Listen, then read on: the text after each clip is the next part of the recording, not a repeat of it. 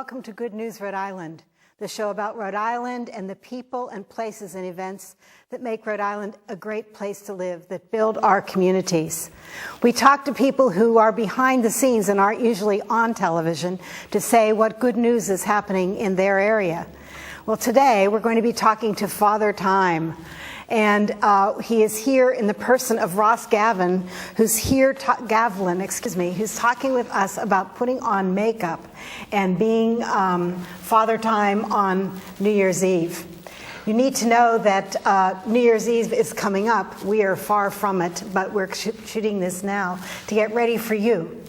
We're talking today to TEN31. A production group that comes to your home, that does all kinds of things, as well as appearing, we don't want to tell you this too loudly, but appearing at Waterfire as various characters. So today we're going to have fun, and we're happy to have a group that makes us laugh behind the scenes. That is good for Rhode Island. So I want to welcome you, Ross, and I see that you have your table ready with all of your makeup. How did you ever get into becoming Father Time? Actually, a friend of mine had been working for the company for about a year and a half, and he had his theater arts degree, so I just assumed you needed one to do this sort of work. And then one day I found out that you didn't, and I was like, oh, that seems like something I might enjoy. He always has great stories about how much fun he has at jobs and how great the bosses are to work for. So I did it. It was about 5 years ago, and haven't looked back since. So. Can I ask you a day job, or is this your day job? Well, this has been my day job right now. I'm still going to school at Rhode Island College for a theater arts degree, actually. And so this has been predominantly what I've done for work in that time. That's really neat. How many people get to work at something that's so much fun? Not many. So today, just describe a little bit about the process that you're going to be going through. Okay, so a lot of our makeup, we usually put a liquid base on, and we get full coverage with that.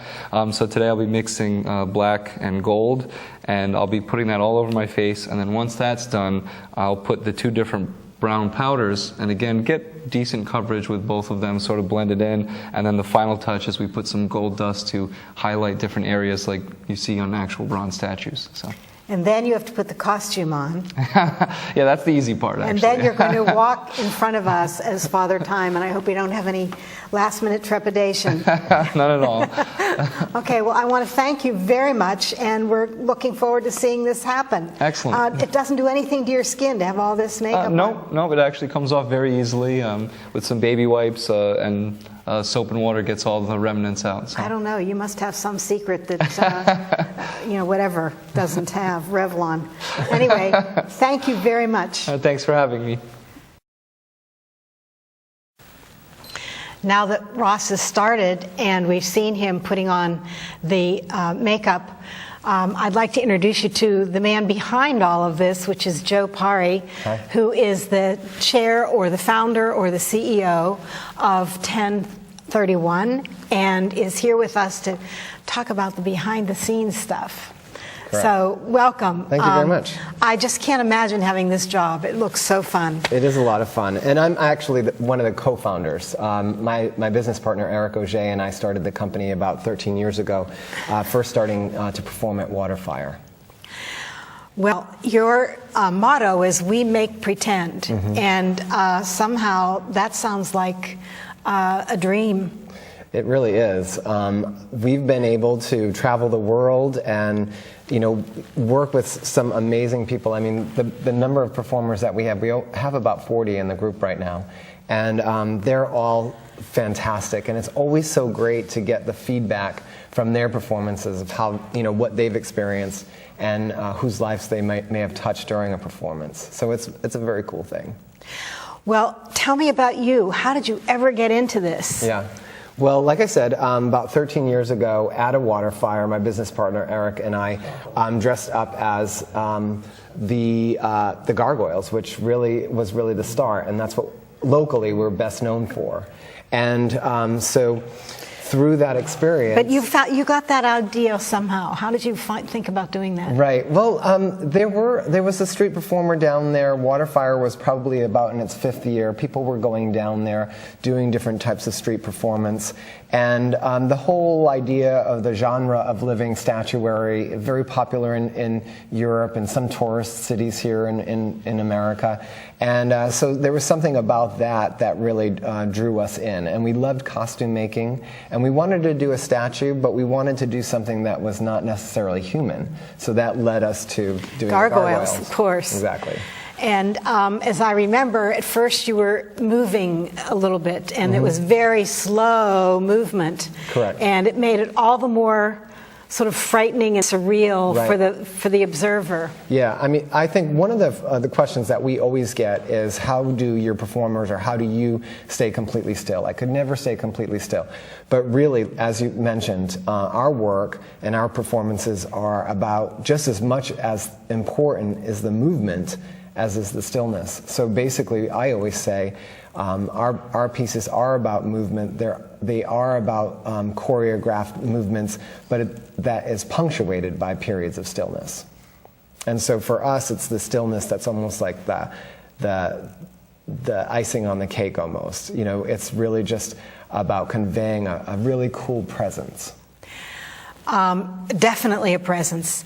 Normally, theater has verbiage, has lines to it, and yet somehow you become theater. I have seen little kids stand and watch your performers, and it is a performance, and the kids aren't sure whether to approach or not, and then slowly the performer will move a hand like this, and the children will walk up and put money in a pot or take something from the performer or whatever, and you've somehow engaged the audience in a way that many theater plays don't. Yeah, I think that's something that we speak about as well. I mean, we are sort of bringing theater to people. This is about, I think, something that people may be striving for in their lives. We're in an age where everyone is plugged in, everything is digital, and somehow in our work we are able to, as you said, captivate people in this moment of silence and stillness. And maybe we're all striving for that. Maybe we all need that kind of quietness.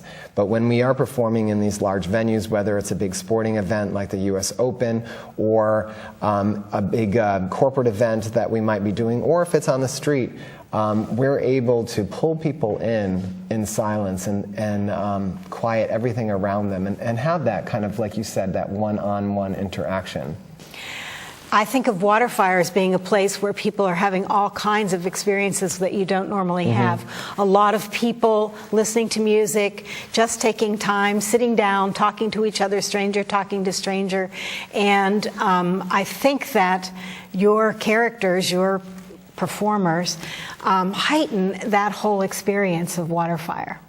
Yeah, I think it's a whole community that happens there, and so it's an amazing thing that Waterfire has been able to create the venue for all these other entertainers and artists to come in and add to the evening. Yes. Okay, well let's move on now. Let's see what Ross is doing. He's putting on some more. Oh my, he's already changed. Look at that. If he opens his eyes really wide, the white, oh my gosh. So it really does change his look completely. So you got interested in some kind of performance and you chose this, and now you've gotten internationally known. How does that feel? Well, it's amazing to look back to see where we've been and all the experiences that we've had, and again, to share those experiences with all of the people that work with us has been an incredible experience. And then just to see the collection really grow. And we're looking, for new experiences. Some things that we're doing is, now that we've moved into our new studio, we've been opening it up to open houses, which has been wonderful, having the public come in to see how large the collection is. And we're also doing kids workshops. And we have a kids workshop coming up December 7th. It starts at 10:30, and you can find out more by going to our website, wemakepretend.com, or to our Facebook page, which is facebook.com/wemakepretend. And you can register a kid that you might know or your child to come in, and we'll be actually making some some Nutcracker masks, and we'll be having a special visitor from the 1031 crew show up as well.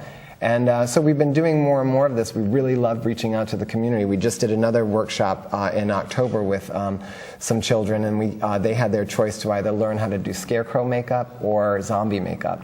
And it was so much fun. How did they make that choice? There were a lot of kids that wanted to be zombies, I'll tell you.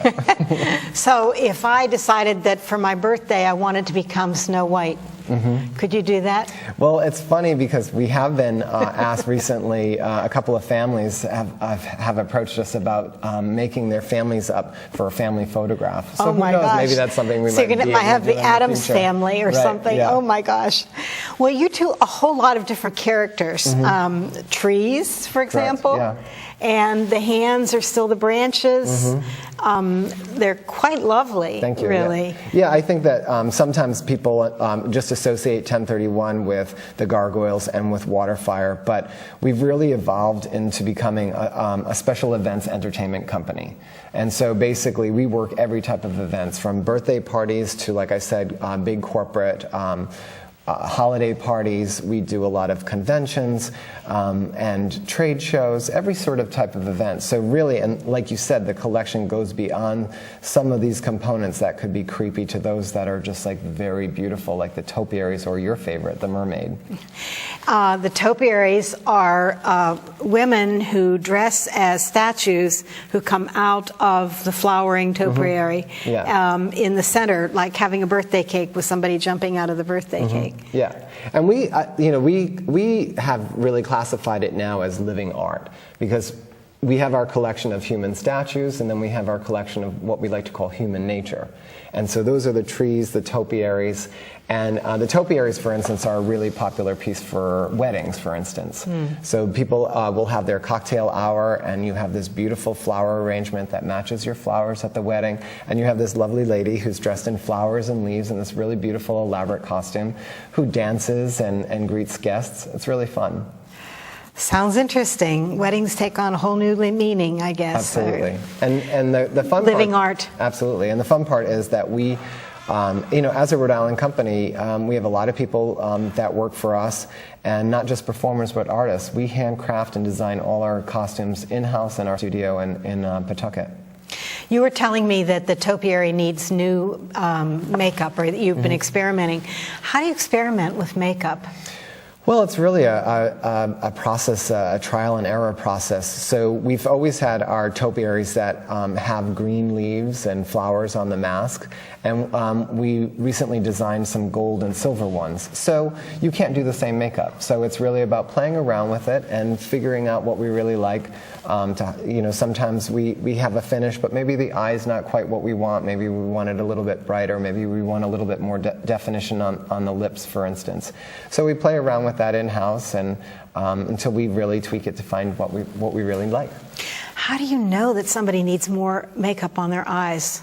Well, sometimes it could simply just be that there's a shadow that's created with the mask, so you want it to be a little bit brighter. It's really about our aesthetic. It's about finding something that feels right and looks right. So sometimes, for instance, if you're doing the silver, or even what Ross is doing, is that you'll find that you want to highlight certain things. So it's not just about covering the face with one color or one finish. It's really about adding more definition or some shadowing or a slightly different color to give a little bit more dimension to the makeup. So you're here watching Good News Rhode Island, and today we're talking to TEN31, a production company that takes statues everywhere. And we're watching Father Time get made up. This is Ross Gavlin, and we're here with Joe Perry, who's one of the founders of the company. So welcome again. You were talking about all the different kinds of characters that you have going out, and I'm interested in bronze historic. Mm-hmm. Can you tell me about that? I'm partial to Roger Williams, but I bet you have others. Yes, we certainly do. Basically, the collection has grown all through custom orders. And so basically, a company or a school will come to us to do a recreation of a historical figure. And so, for instance, Harvard University had hired us to come and do a photo study of the John Harvard statue on the green, and then we did a replica of that in living form. Oh, fun. So that's really how the collection started, and now we're really having a lot of fun with it. We're doing a lot of storybook characters that we've introduced. We have Alice in Wonderland. We have this great coven of witches that we created for Halloween. But we also have George Washington and Abraham Lincoln. We love doing Rhode Island historical characters. In fact, we did a really wonderful event for the Rhode Island Lottery Commission, who was hosting a big convention here in Rhode Island. Mm-hmm. And so we did Roger Williams, George M. Cohen, Ida Lewis, who was this famous, amazing lighthouse keeper ahead of her day back in the 1800s. So we really have fun with that whole collection. I see that Ross has put on a mask that is really a beard. Correct. And now he is putting on the shirt. Yep. And then we'll put on the mask. And you were telling me that you have to be very careful with the way the hands and the arms are done. Yeah, generally the way that when we go to our show, we generally will arrive 2 hours prior. We have the artist, and we have what we call a producer and support team. So those people generally are there to help support the artist, help them get dressed. And so as we start to layer all of the costumes, it is sometimes about creating illusions so that the whole body isn't painted, but only portions of the body are. And then we design and we hand paint all of the components that you see Ross putting on right now. In fact, and we also have a really vibrant internship program. So we had a wonderful high school student who just recently graduated, who's going to school in Boston. He came in over the summer and worked with us and helped create that beard. And it's made of what? It's very heavy. I mean, it's dense. Dense, yeah. It's actually not like heavy weight-wise. It's not heavy weight-wise. It's made out of a kind of fur fabric is the base of it. And then we can treat that with all sorts of things. So sometimes we use a lightweight sculpting medium. A lot of times we use different types of latex as well to coat it and to seal it, and then we start to add all the paint to it. Now, where do you find the fabric costumes? Well, we make everything in-house, so we work with a seamstress and other artists who come in to help us design the costumes. We try to buy things locally here in Rhode Island. All of our fabric generally is locally bought here. And then once we actually design the patterns, make the costumes themselves, then they go into a painting process, which is spray painting and also a lot of hand-applied paint as well.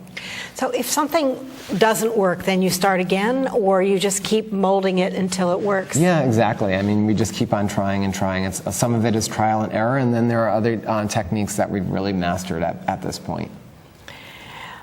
And how long does it take to create a costume? It depends upon the costume. It sort of depends. Anywhere to a full 40-hour week to create some components up to a month or so.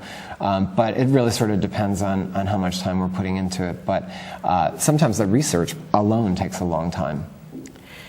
And sometimes you have to go out and buy other materials, I would assume. Yeah, we definitely go out and we do a lot of molding in-house now, working with some new materials that we really like. And then, yes, sometimes we'll go out and we'll find props that we use that we then take back and we hand paint or change or add things to.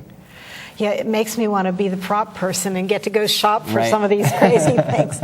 Okay, so you also have some statues that look like they're white marble. Yeah, so we have a few finishes for our statues. We have gold, white marble, the bronze that you see Ross wearing today, all gold, as I mentioned, and a patina finish, which is kind of like a weather worn, so you've got that wonderful green on it, and the patinas come in a few different kind of styles. We have our Lady Liberty statue, which looks very much like the one you see, perfect for 4th of July. Even her little crown windows light up, so we love detail. And then the mermaid, who's also in patina. And some of them can look like stone, which I guess is what you mean which is by the gargoyles. Okay. So how many people do you think in the end are affected by your work every year? Wow, hundreds. I mean, we always talk about, because one of the public places that we perform in is Roger Williams Park, which has a lot of tourists, and also Faneuil Hall, and we just wonder how many, photo albums and people's photo streams, how many people have taken photos with us. Everyone wants to stand Thousands. next to you. Yeah. Right? Okay, so Ross is doing the last minute of Father Time, is doing the last minute on his hands because they're concerned about every detail. And his fabric is what? You just bought some cloth and... Yeah, it's a tightly woven fabric so that it's very flat like a canvas, so that we can have it be very smooth and not textured. And then there's about, I think, about 10 different color paint on it, believe it or not. To make it that dark.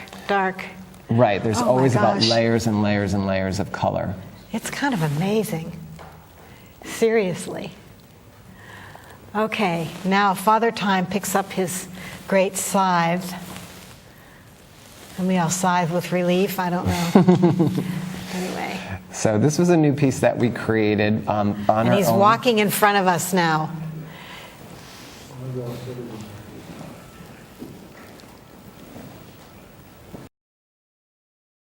Joe is over helping him a little bit, and as he said, there's a whole crew to help each one of the characters get ready, because once they have all this makeup on and all these clothing, they don't have much mobility. And of course, Father Time needs his, I don't know how you ever found something like that, timer. Egg timer is what I would call it, but anyway, orologio or whatever it is. You can see the gold and all the things on the Father Time. Doesn't it look wonderful? So this was one of the rare instances of a piece that we put together because we really just wanted to, and it's great for a New Year's Eve celebration. That's right. Wonder if we can look at his face and then sort of move on some of the details to show. I especially love how the hands look once the makeup is applied. Yes, because it's so golden. It looks so metallic. Maybe not golden, but metallic. And so when we work events, sometimes, our characters will greet guests as they come in, or they just create really wonderful photo opportunities for people. I don't know if I'd want to be met by Father Time. I'm trying to think of a poem or something that talks about Father Time, but I don't know any. Now, tell me about the characters, how long they stay in one position.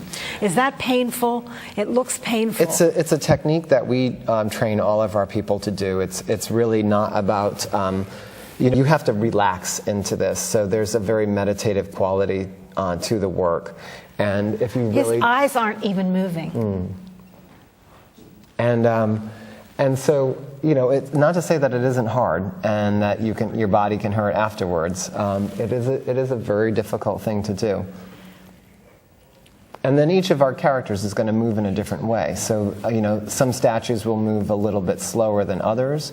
Our sports statues, for instance, the tennis players that we do at sporting events, or the baseball characters at Fenway for Red Sox games, and they'll move very like a slow motion kind of action, But poses. they really watch pictures and see how they... Exactly, yeah. Wow. And so people, we really want people to research the roles, to make sure that they're moving in the right ways. We just did a wonderful event at the State House, and we had our Bronze Army man there. And so, oh, I saw a picture of that. That was a great idea. Tremendous. What a great event. A veteran. Yep. It was for the kickoff for Waterfire's Veterans Day celebration. And, the performer, really studied on exactly how to make the salute, to make sure that we were doing the right poses for the statue. What does at ease really look like? How do you really salute? And so we like to really research that and give all of our characters a really cool backstory to them. I have to tell you that the scythe with the chinks out of it, or whatever you say, it's not a perfect scythe, and that is just a great feature. Yeah. I think it's wonderful because obviously you've been cutting away on whatever Father Time cuts. Yeah. So each year. Each year. Oh, that's right. There's a notch for each year, so I guess. So there are trillions of years on there. There are trillions of years.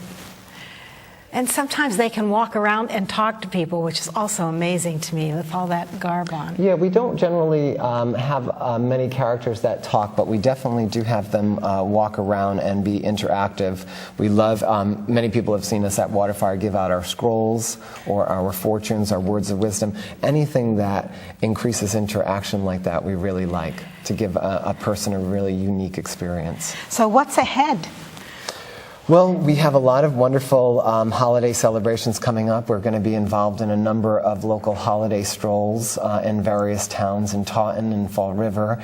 And we've got, of course, all of our holiday parties and celebrations coming up as well. And like I mentioned before, our wonderful Nutcracker mask making class that we have. It's important to pre-register for. It's a very small class that we'll be having on December 7th. What I meant was 5 years from now. Oh, 5 years and 6 years. Well, what we're working on are creating really wonderful exhibitions of our work, so that it is a really cool, unique experience. A lot of people don't get the opportunity to see how many statues we have, so we're creating these 1031 experiences where people can walk through and experience a very cool story unfold in front of them while walking through and interacting with all of our statues.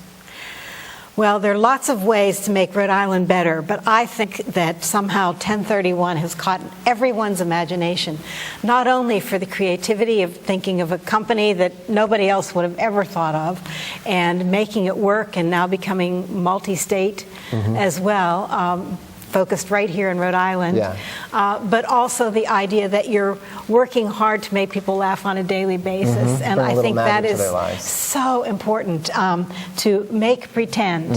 And I want to thank you, Joe Perry, so much. and I want to thank you, Father Time, Ross Gavlin, for being here today and for getting us ready for New Year's Eve. Thank you for watching, and we hope that good news is right around the corner for you and that you're going to help to make it. Have a happy holiday.